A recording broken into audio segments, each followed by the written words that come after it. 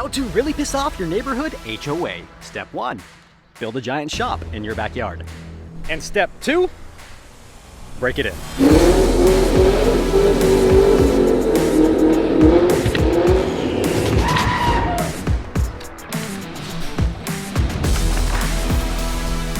Isn't she pretty, guys? 40 by 50 dream shop in my backyard of my HOA managed neighborhood. They love me. They love me so much. Look how massive this place is. I knew it was big when I was drawing it out on cardboard and kind of imagining where my cars would be within the shop. But once the cars are in here, typically looks smaller, but this place is massive. Even full-size truck, Corvette, paperweight, even with all three of these in here. We have all this space up front, all that space behind. It's crazy to think with my own 2 hands, I've been able to put all this together. And here we are.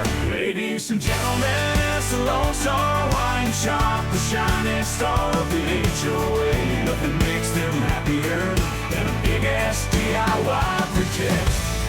We have a few things to tackle early on the shop, but it's gonna be a little bit different of a video, guys. I'm gonna warn you. We're gonna be all over the place. This is gonna be one of the craziest, most busy months ever. So here we go.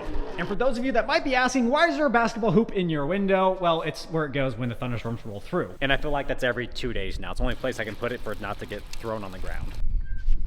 So last video, we finally finished up our garage door frame and got the entire front of the building sheathed. Georgia Pacific force field, everything taped, everything ready to go for our garage doors, which are currently on order and being built. Those should be here within the next 2 to 3 weeks. We also have on hand every single door and every single window that's going on this building. Those are on my back porch. My wife's so sick of looking at them. So now that this place is somewhat weather tight, we can start storing some stuff in here. Before we start that, we need to move our paperweight out of the way and fix one of our 2 anchor bolts. Now, we shrunk this door down from a 36-inch to a 32-inch wide door, and I cut my bottom plate back as far as I could. That way, when I inserted my new bottom plate, I could have a large enough plate to have 2 bolts in it. Hopefully this is going to pass inspection, we'll find out. But we have 1 anchor bolt in. This anchor bolt, the hole I drilled out was a little bit too large for the anchor bolt itself, so I got a bigger anchor bolt, so we're going to pull that one out, put the right one in. Our bottom plate will be locked down, still underneath, and our door reframe will be done. And we can pop in our 32-inch door.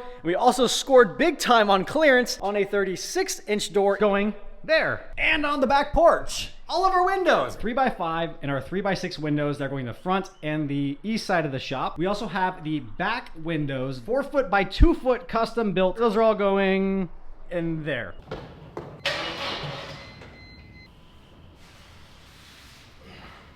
Come on, you humping jump.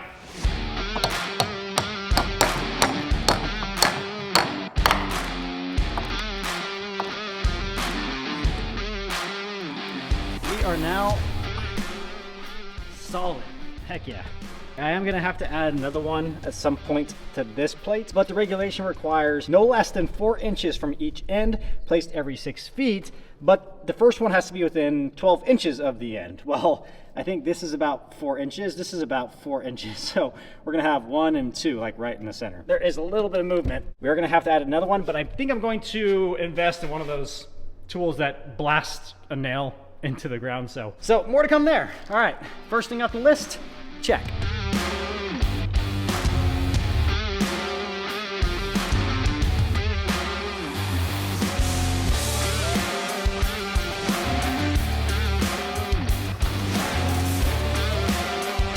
All right, guys, we need to get serious for a quick minute and talk about an important topic. And I apologize if it makes some of you uncomfortable. It's about performance in an area that's probably more important for guys than anywhere else, and that's the bedroom for your cars, most commonly known as a garage. And this beast here requires 10 quarts of Mobil 1 Advanced Synthetic Supercar Oil. And if you guys are anything like me and prioritize high performance, why would you compromise on probably the most high performance machine there is on this planet? And that's you.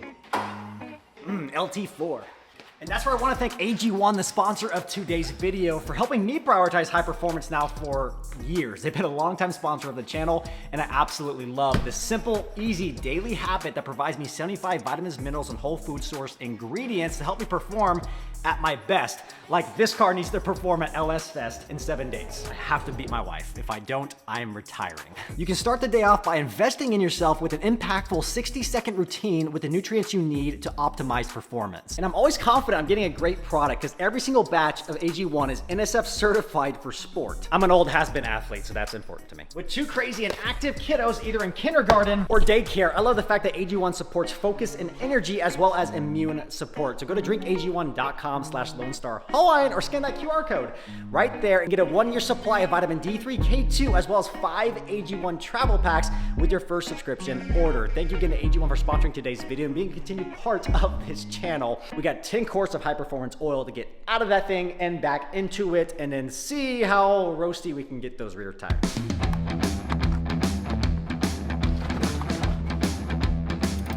Here we go.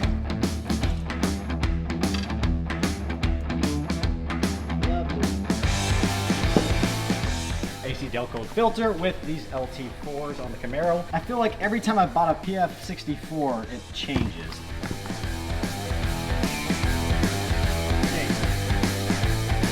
O'Reilly's. Gosh dang it. And we're back after a quick trip to AutoZone this time. We got the right ones. So O'Reilly's PF64 and AutoZone's PF64, same part number, are different.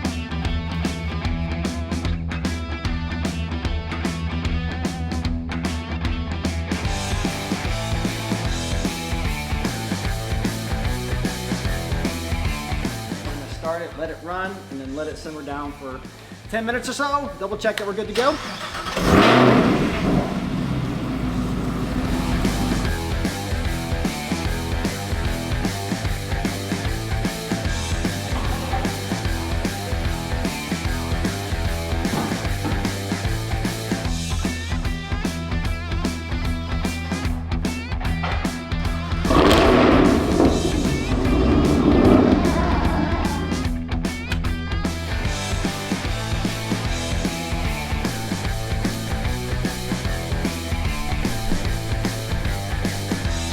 The design of this dream shop has changed slightly a few different times throughout the building process. We finalized on 4 3x6 windows going on the east side of the building. We want as much light as possible, but to not take up too much space where we can't have some shelving and storage and whatnot. So 4 windows on that side, main door here on the southeast corner, our 14x13.5 foot garage door, overhead door, and then 1 door here on the back side just to get some access there at the back of the shop. Front side, we have a 3x5 window. On the very back end of the building, 4 foot by 2 foot windows, 3 of them going across. Ply gym, argon charged, insulated windows going across for the east side. On the back side, this was the pain in the butt because we were originally gonna buy the 4x2 windows from Lowe's, bottom. They didn't exist apparently. So we actually had to custom order these from American, this brand right there. and then our 3 foot by 5 foot window going there at the front of the shop. So very excited about all of our windows. And the best part is each one of these were on some type of sale. 3x6 windows for $170 a piece. The 3x5, I don't know why, it was actually more expensive than these, but this was about $180. Each one of these landed around $120. Windows, doors, we got them all on hand and we're ready to go. We scored big time cost-wise there. Something I do need your help with. For those that actually do know what you're doing with construction, electrical. This is one area that I'm completely clueless, and it's one of those things that I can't just throw together and DIY. Because if I get it wrong, the consequences are fairly costly. Like this, the whole thing could burn to the ground if I screw that up. In addition, my city requires a licensed electrician with approved plans and everything. So this is something I cannot do DIY. I can help, I can do parts of it, but I will actually need to bring in an electrician. So the question I have for you guys is, what's my better bet in terms of running electricity out to this building? From the front of the home, electricity currently runs underground to this side of my garage door. All the electric goes in through this wall into the attic and then spreads all throughout the house. The question is, how do I get from here to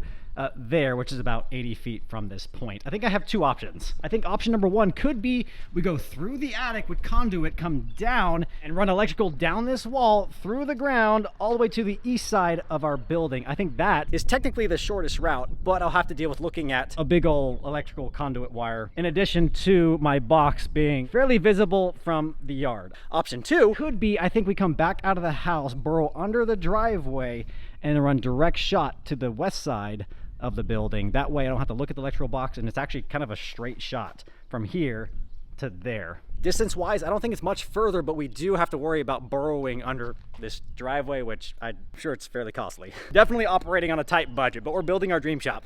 We're doing it. Which brings me to the point of 1 week from today is Holley LS Fest at Texas Motor Speedway. We have an automotive competition. I have 2 vehicles signed up to participate as a part of the channel, the C5 Corvette and the Camaro ZL1. Today is preparation for that event. And what's exciting about the event is my wife is actually driving the C5 Corvette. She is racing in this event in 1 week, and she's very certain that she's going to beat me. And if I do get beat by my wife, I am closing up shop and shutting down this channel. I'll be racing in the Grand Champion class. She will be racing in the autocross class. For us, 1 week from today, this video will probably go live a little bit after, but we have a ton to get done for that event because I'll be traveling over the next week, and we also need to test out a function in the Camaro that I haven't yet called blind lock. We're gonna break in our shop today in a special way.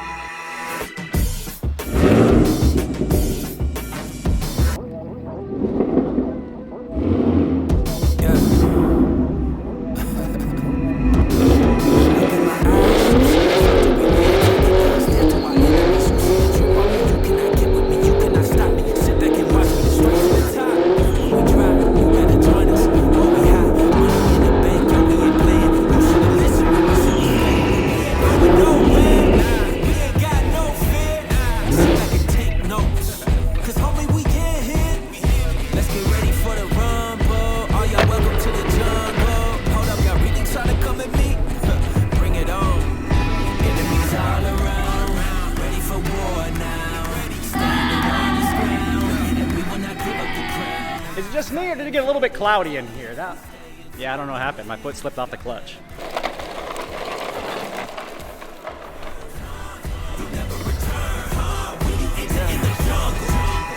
Look in your eyes, I'm seeing trouble. You were the champ, but I'm taking that buckle. You were Goliath, but I got the sling. I'm taking your head when I enter the ring. No matter what opposition that you bring, I will be standing cause I am the king. I am the lion, this is my jungle. Like a gorilla, ready to rumble.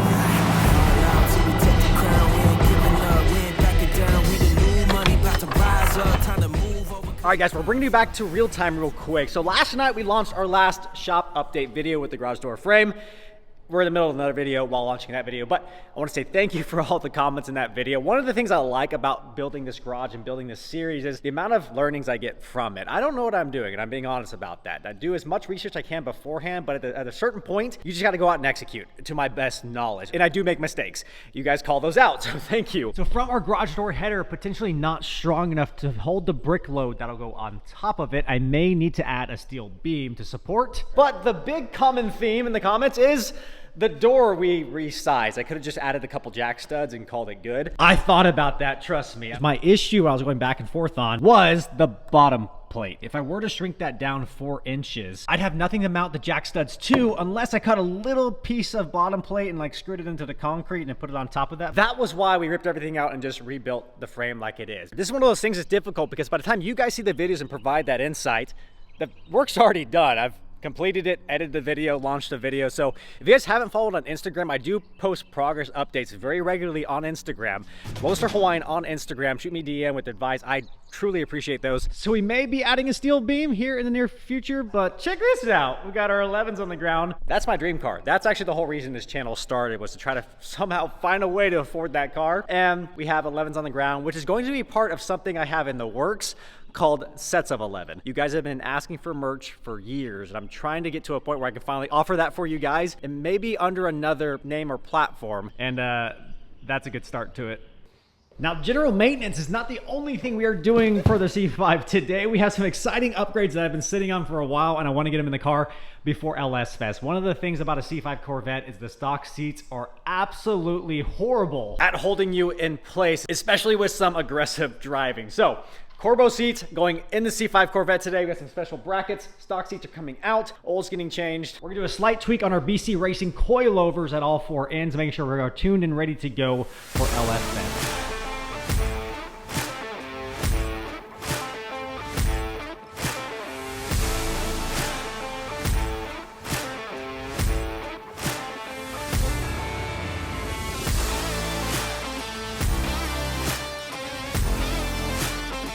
And if you guys don't know the story with this car, it's actually pretty cool.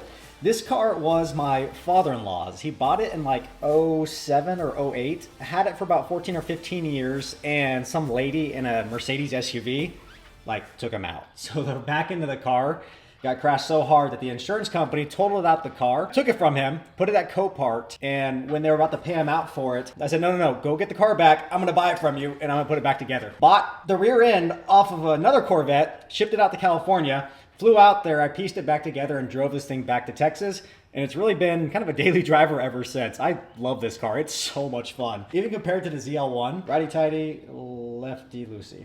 Which way am I going? Even compared to the ZL1, I would almost debate that it's funner to drive than the ZL1. Because the ZL1 is powerful, but it's almost stupid fast to where you row through 1 to 2 gears and you're going to jail. This thing, you can kind of row through the gears and be still in a kind of a safe spot. It's not stupid fast, but it sounds good, it feels good, it handles like a dream. And I'm really curious because this thing should actually compete fairly well in autocross. Lighter, it's lower to the ground. Racing coilovers on all 4 corners. So I think around turns, the Corvette's got him beat. Also, something fun about Corvettes is the drain plug on the oil pan is on the front side, which means if the back of the car isn't sitting higher than the front, it's really hard to get all the oil out. A little bit of a pain in the butt. I got work starting in like 10 minutes, so I'm gonna let this thing kind of just drain, and then when I get a break at lunch, I'll come back out here.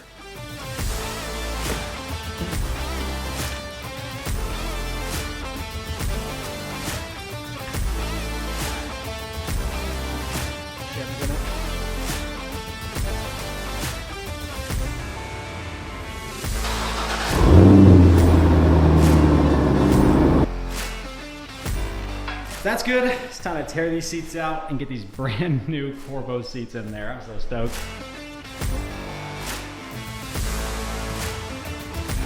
Got your seat brackets.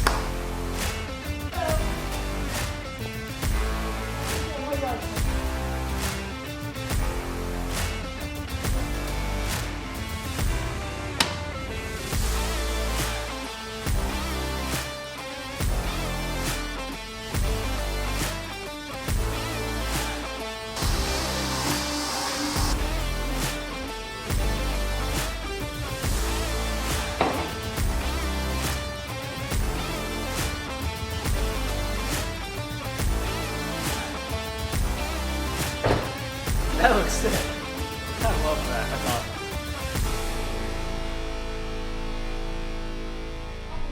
Yes, bud. Those are white. They're tan seats, which personally I absolutely hate. I like black. What do you like? Black or this color?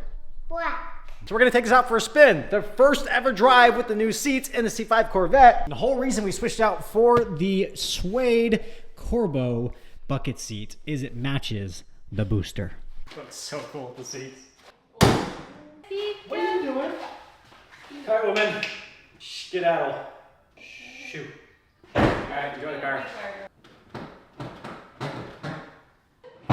Here. All right, it's up now.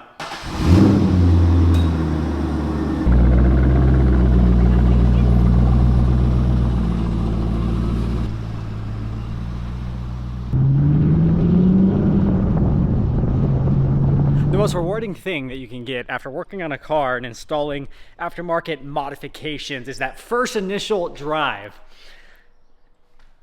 If I had a car to drive. What's actually pretty cool is the stock Corvette seats, for whatever reason, are very comfortable outside the car. Inside the car, for whatever reason, they're not very comfortable. Sorry, babe, you were out driving a car. I'm gonna go put these in the house.